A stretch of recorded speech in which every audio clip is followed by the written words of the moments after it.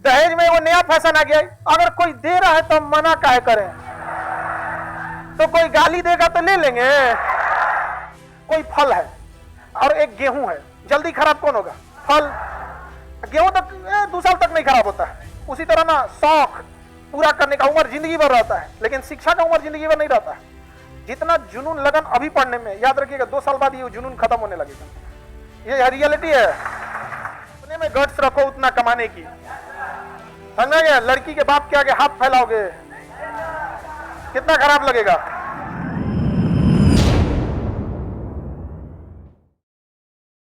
अब जैसे महिलाओं की स्थिति में कि दहेज के लिए कोई कानून बने, समझ में आ गया कि नहीं आ गया?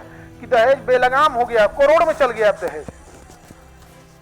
जितना दहेज ज्यादा दिया जाता है, इट मीन्स उस एरिया में महिलाओं का सक्सेस रेशियो पे सवाल उठता है, क्योंकि आप बराबरी में करिएगा तो दहेज देने की संभावना कम रहती है। आप यूपीएससी आईएएस बनिए, एगो आईएएस से बियाह करिए, काहे को दहेज मांगेगा वो?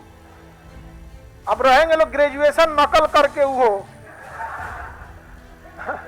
ग्रेजुएशन पास नकल करके, और उसके मगध यूनिवर्सिटी से,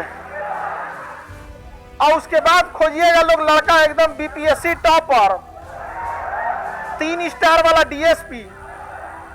तो ये जो अंतर है, इसी को पाटने के लिए, कम करने के लिए पैसा से भरा जाता है। इस चीज को भी आपको स्वीकार करना पड़ेगा, समझ में आया ना? आप लोग खुद सोचिए, आप अगर डीएसपी या एक एसडीएम आईएएस बन जाती है और आपकी शादी किसी बेरोजगार लड़के से करा दी जाती है, तो दहेज नहीं लेगा, लेकिन आप लोग करिएगा नहीं। ये तो ऐसे करी थी, पहले से वेट कर रही थी, पूछिए हम अबे बोलते नहीं। तो कहीं ना कहीं दहेज एक कुप्रथा है। इस कुप्रथा को दूर करने के लिए कहीं ना कहीं आप लोग के हाथ में इसकी शक्ति है। आप लोग विश्वास रखिए, जिस दिन आपको जॉब हो जाएगा, दहेज घर वालों को नहीं देना पड़ेगा, समझ में आएगी नहीं? और आप लोग यहाँ पढ़ने के बावजूद अगर असफल होकर लौट जाती हैं, तो फिर आप लोग अब सोचिए, माँ बाप के ऊपर डबल बोझ बन जाएगी। देखो दहेज का पैसा जइबे करेगा, और जो पटना में फूंक के गए लोग ये अलग है यहाँ पर। इसलिए हम बार बार समझाते हैं कि पढ़ाई पर ध्यान दीजिएगा। हम तो खुल के बोलते हैं, लड़का सब पे भरोसा नहीं, लड़का फुसला देता है सब, नहीं फुसलना है। कितना फुसला है, नहीं फुसलना है। कहाँ पे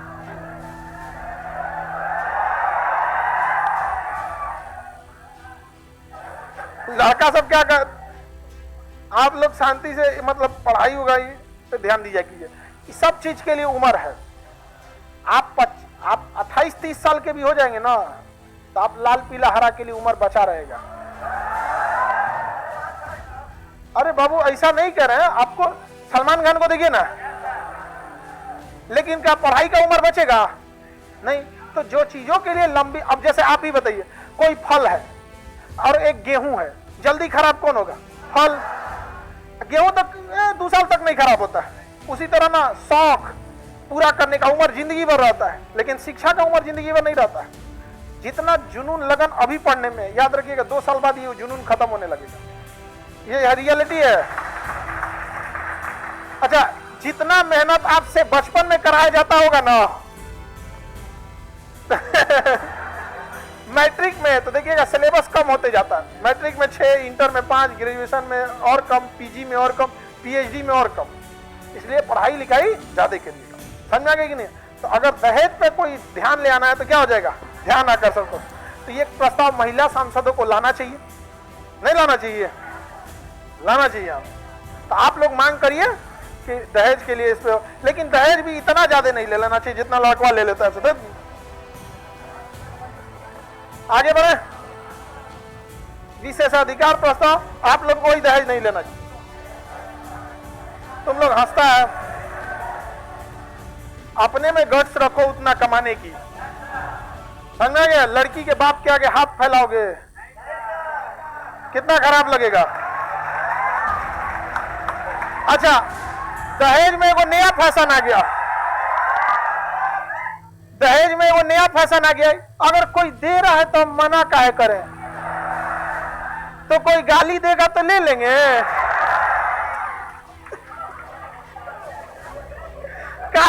करे दे ये रहा है।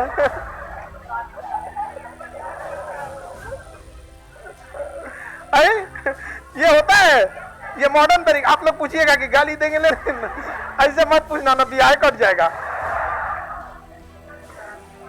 राज्यसभा की बारी में इनमें से कौन सा कथन सही है? ए, राज्यसभा को कभी भी भंग नहीं किया जा सकता। अगला है मंत्रिपरिषद सामूहिक रूप से किसके प्रति उत्तरदायी है?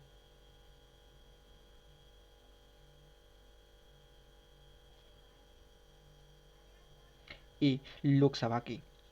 बोर्नियो, जावा और सुमित्रा निम्नलिखित में से किस द्वीप समूह के द्वीप हैं? इंडोनेशिया के।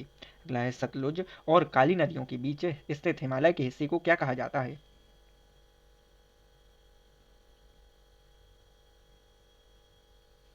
कुमाऊं हिमालय। नागालैंड की राजधानी क्या है?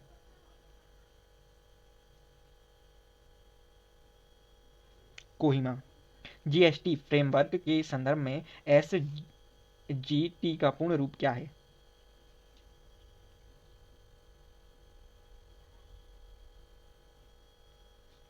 State goods and service tax.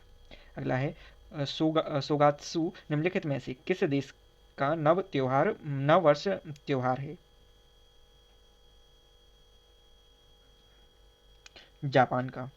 नीचे 4 स्थान दिए गए हैं जिनमें से 3 किसी प्रकार से आपस में संबंधित हैं और एक भिन्न है। भिन्न का चयन कीजिए।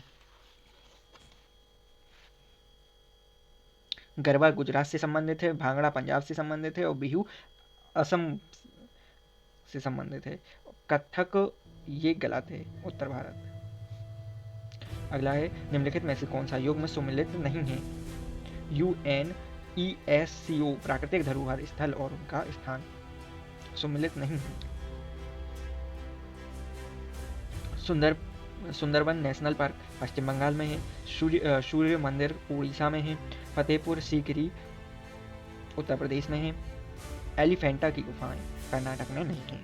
अगला है इंडियन फिलॉसफी पुस्तक के लेखक कौन है?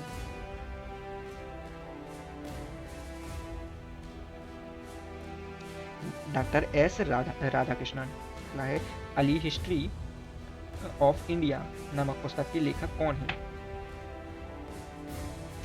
Vincent Arthur Smith.